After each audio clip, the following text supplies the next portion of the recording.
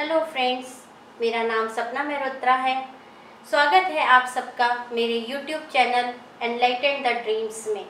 यहाँ मैं आप सबके साथ एक यूज़फुल इन्फॉर्मेशन शेयर करूँगी रेडिएशन से होने वाले हार्मफुल इफ़ेक्ट्स के बारे में। तो फ्रेंड्स, आइए बात करते हैं रेडिएशंस के बारे में। रेडिएशन क्या है? रेडिएशन एक तरह की वेव्स हैं। हर चीज़ जो इस दुनिया में है वो वेव एमिट कर रही है। इवन हमारी बॉडी भी वेव एमिट करती है। रेडिएशंस, ये वेव्स दो तरह की होती हैं। एक होती हैं रैंडम वेव्स, एक होती हैं कांस्टेंट वेव्स। हमारी बॉडी, ब्रेन, हार्ट से जो वेव्स निकल रही हैं that is called random waves.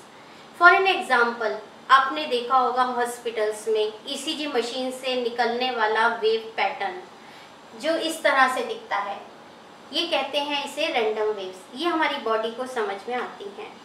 Second waves होती हैं कांस्टेंट वेव्स, जो सेम पैटर्न पे चलती हैं। हर electronic device, laptop, mobile phone, wifi, इन सब से निकलने वाली वेव्स को कहते हैं कांस्टेंट वेव्स। ये हमारी बॉडी को समझ नहीं आती और धीरे धीरे हमारी बॉडी के इम्यूनिटी लेवल को डाउन करती जाती हैं, क्योंकि हम 24 घंटे मोबाइल फ़ोन, लैपटॉप, वाईफाई क्षेत्र के अंतर्गत रहते हैं। ये वेव्स हमारी बॉडी पे कई तरह से बुरे असर डालती हैं। तो आइए देखते हैं, दो तरह की प्रॉब्लम्स होती हैं रेडिएशन से हमारे को, हम ह्यूमन बींग्स को। एक होती हैं शॉर्ट टर्म प्रॉब्लम्स, एक होती हैं long term problems. Short term problems जैसे चिड़चिड़ापन, headache, indigestion, feeling tired, like all. कुछ होती हैं लॉन्ग टर्म प्रॉब्लम। सबसे पहली प्रॉब्लम है causing cancer. WHO classified electromagnetic radiations as possible cancerous. Second is fertility. आप देखेंगे पिछले 4 से 5 सालों में कितने IVF सेंटर बढ़ गए हैं, कितने IVF सेंटर खुल गए हैं। ऐसा क्यों है? It means fertility is being affected. Sperm count of man पर भी इसका बहुत गहरा असर पड़ा है। WHO says smoking and using mobile phone has equal risk factor. आप विजुअलाइज भी नहीं करना चाहोगे कि आपका छोटा बच्चा, उसके हाथ में सिगरेट है और वो स्मोक कर रहा है, बट आप उसके हाथ में फ़ोन देते हो। अगर आपका बच्चा 2 मिनट से ज़्यादा फ़ोन का इस्तेमाल करता है, it is equal to intake 1 gram cocaine. आप सोचो कितना हार्मफुल है ये प्रोडक्ट आपके बच्चे के लिए। आज मोबाइल फ़ोन को लेवल B की कैटेगरी में रखा गया है। मतलब आपको पता है कि ये डिवाइस हार्मफुल है, बट आप उसे पब्लिकली डिक्लेयर नहीं कर सकते। तो आप सोचो, इतनी हार्मफुल डिवाइस हम अपने बच्चों को देते हैं, हम खुद इस्तेमाल करते हैं, उसके कितने घातक परिणाम हो रहे हैं और कुछ आने वाले टाइम में सामने आएंगे।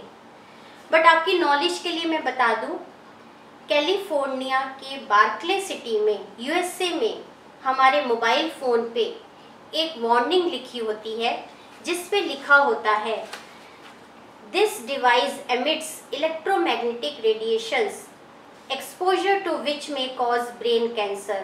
Users, especially pregnant women and children, should keep this device away from the head and the body. कई मेजर सिटीज़ जैसे कई मेजर कंट्रीज जैसे France, Taiwan, Israel, Italy, they have passed national laws banning Wi-Fi and use of wireless devices in nursery schools. They are taking action for precautions from radiations. Radiation का असर ये तो रहा human being पे, खाली human being पर ही नहीं है, कई अन्य प्रजातियों पर भी इसका असर दिखा है। आप खुद देखो, जिस गौरैया के चहचहाने से हम उठते थे, उसकी आवाज़ हमारे कानों में पड़ती थी। आज वो गौरैया दिखती है क्या? नहीं। हमारे किचन गार्डन में जो छोटी छोटी तितलियां मंडराती थी, आज उनको देखे जमाना बीत गया। तो आप सोचो, इतनी हार्मफुल डिवाइस जिसको हम यूज़ कर रहे हैं कितनी घातक है हमारे लिए और हमारी आने वाली पीढ़ी के लिए। एक चीज़ और मैं डिस्कस करना चाहूँगी, जब हम फ़ोन लेते हैं तो हम क्या करते हैं? सबसे पहले हमारा ध्यान जाता है उसके फीचर्स पे। किसी ने भी नहीं कहूँगी मैं यहाँ पर, 50% लोगों ने कभी मैनुअल पे ध्यान नहीं दिया होगा। लेकिन friends, every manual has safety rules. ये सेफ्टी रूल्स क्या हैं? सबसे पहला रूल ये है कि आपको 1 घंटे में 6 मिनट से ज़्यादा फ़ोन इस्तेमाल नहीं करना है। Is it possible?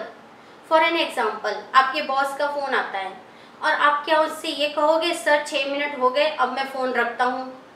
तो ये पॉसिबल नहीं है।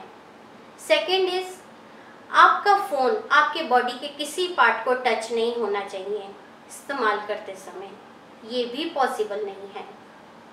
नंबर थर्ड, आपको टेक्स्ट ज़्यादा करना है, फ़ोन पे बात कम करनी है। ये भी कुछ हद तक पॉसिबल है भी और नहीं भी है। Fourth, always use wired earphone और ब्लूटूथ इज़ वर्स्ट। तो ये 4-5 मैनुअल हैं जिन पर हम ध्यान नहीं देते। अब फ्रेंड्स, हम मैनुअल के हिसाब से चल भी नहीं सकते। कई ऐसे हैं कि हम उन्हें फॉलो भी नहीं कर सकते। तो क्या करें? मोबाइल फ़ोन तो इस्तेमाल करना है, उसके बिना तो हम ज़िंदगी की कल्पना भी नहीं कर सकते। आज जिसके पास मोबाइल फ़ोन नहीं है वो सोशली बॉयकॉट है, वो समाज से कट जाता है। तो ऐसा क्या करें कि फ़ोन भी इस्तेमाल होए और उससे होने वाले हार्मफुल इफ़ेक्ट से भी बचा जा सके? कहते हैं ना, सांप भी मर जाए और लाठी भी ना टूटे। तो इसके लिए हमारे पास है एक सॉल्यूशन, वो है मोदी केयर की एनवायरो चिप। मोदी केयर की एनवायरो चिप क्या है?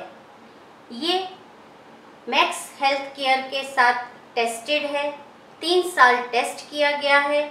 ऑल मेडिकल इंस्टीट्यूट के स्पेशल डॉक्टर्स की टीम के रिसर्च से ये रिपोर्ट आई है कि अगर आपके फ़ोन में एनवायरो चिप लगी है तो आपकी पल्स रेट 5% नॉर्मल हो जाती है with in 2 weeks.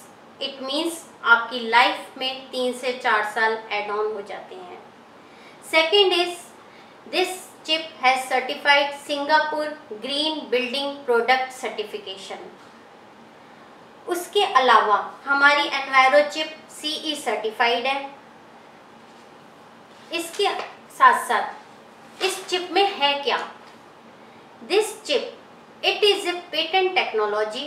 It has the contribution of natural inert material. मतलब हमारी चिप में ऐसे इनर्ट मटेरियल यूज़ किए गए हैं जो एनवायरनमेंट के साथ इको फ्रेंडली हैं, यानी एनवायरनमेंट को किसी भी तरीके से नुकसान नहीं पहुंचाते। तो फ्रेंड्स, क्या करना चाहिए हमें मोबाइल के हार्मफुल इफ़ेक्ट से बचने के लिए खुद भी और अपने नियर वंस को भी और अपनी आगे आने वाली जनरेशन को भी इसके हार्मफुल इफ़ेक्ट से बचाना है। तो सबको अपने फ़ोन में मोदी केयर की एनवायरो चिप ज़रूर लगानी चाहिए। तो फ्रेंड्स, अगर आपको मेरी वीडियो यूज़फुल लगी तो आप मेरी वीडियो को लाइक करिए, ज़्यादा से ज़्यादा शेयर करिए और मेरे चैनल को सब्सक्राइब करिए।